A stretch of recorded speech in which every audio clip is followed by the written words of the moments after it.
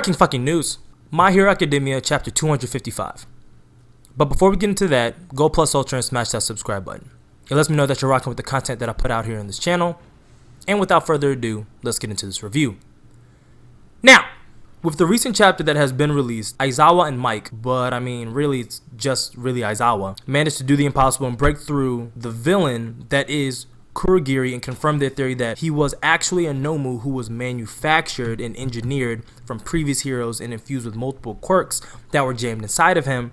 This is where we see the black fog that surrounds Kurogiri's head begin to fade away, and the police force, they're monitoring Kurogiri's vitals, and they notice that his heart rate is beginning to spike and that he's acting in a very sporadic way, like his speech becomes staggered, and he's basically, the best way I can describe it is if you've ever seen a sci-fi movie and an android whose system begins to overload that static talk. That's what I imagined was going on with Kurogiri at this point. Aizawa begins shouting at him, Oboro, and then that's when you start to see that the black fog that surrounds Kurogiri's head begins to fade away, and what is described as him short-circuiting himself.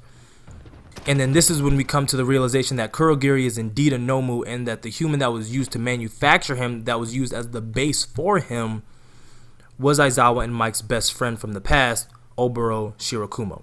Now, while all of this is happening, while Aizawa and Mike are just absolutely floored by this revelation that, wow, their friend is inside of Kurogiri, and that they did use his corpse, or they did use their friend, and they have access to his quirk. All of this is happening, and Oboro Shirakumo is trying their hardest to give them details about where the villains are manufacturing all of these Nomus at, and managed to stay undetected for so long. And the only word that he's able to muster out of his mouth before his body overheats and he shuts down is the word hospital.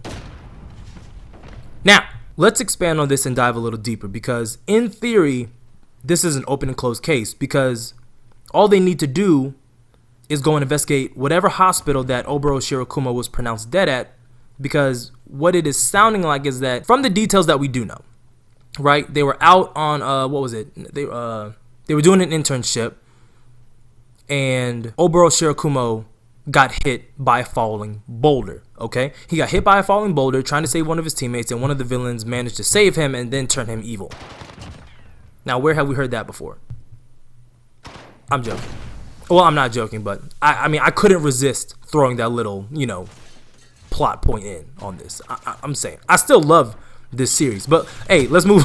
We're moving on, all right? Now, they were out doing an internship, and he was helping people to evacuate and saving people, and he got hit by a falling boulder, and he got hit on his head.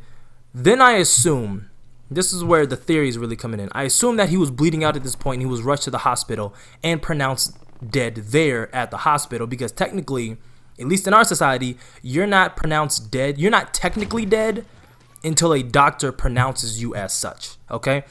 This brings up the question, can you create a Nomu from a corpse, or do they need to have the slightest bit of life left in them in order for a Nomu to be viable? We're going to expand further. Now, let's assume that they do save Oboro Shirakumo. I'm talking about Aizawa and Mike from, being known as the villain Kurogiri, and they managed to erase Kurogiri altogether, and they managed to extract Shirakumo from the Nomu lifestyle that he is now living. This could potentially lead to one of two scenarios. Either one, they save Shirakumo and Aizawa and Mike get their friend back, and he is perfectly healthy with a heavy case of PTSD. Alright? Or two, they manage to save Shirakumo from his Nomu life, but because the Nomu was the only thing keeping him alive, right? Because he was already dying at this point. If the Nomu was the only thing keeping an already dying man alive, he dies in their arms after seeing his friends for the last time. It's heavy shit to talk about, but those are really the only two options. I mean, of course, you could have him survive by plot, and he's perfectly healthy underneath there. He gets up and he walks away into the sunlight with Mike and Aizawa, and they start up their hero, agency that they talked about when they were kids. That would be a plot ending, and I would be kind of disgusted by it. Now, in conclusion, we're finally at the end of the chapter. We flash over to Hawks and Twice talking about the Paranormal Liberation Front, and Twice is explaining the ideals of them to Hawks just as he receives a phone call asking for help at the hospital because there is a disturbance apparently, and he declines and throws his phone down, and Twice asks him what was that phone call about, Hawks brushes it off, and he's basically like, it's someone who always needs help, and Twice is like, oh, hero shit. Hawks has always came across as a hero that is just kind of like, I'll do it just because. And he's always had this nonchalant, demeanor about himself. But we see and we get a glimpse of some internal dialogue from Hawks. And he's like, quote, hospital, all the pieces are in place, end quote. We then flash over to the Wakaguma hospital, and we see what I assume to be the big surgery finally commencing at this point, in which Shigaraki is getting, I don't even know at this point, because, it's kind of like you expect one thing, but you get something completely different. You see all these metal arms going through Shigaraki, and the face he is making, he has no anesthesia at all.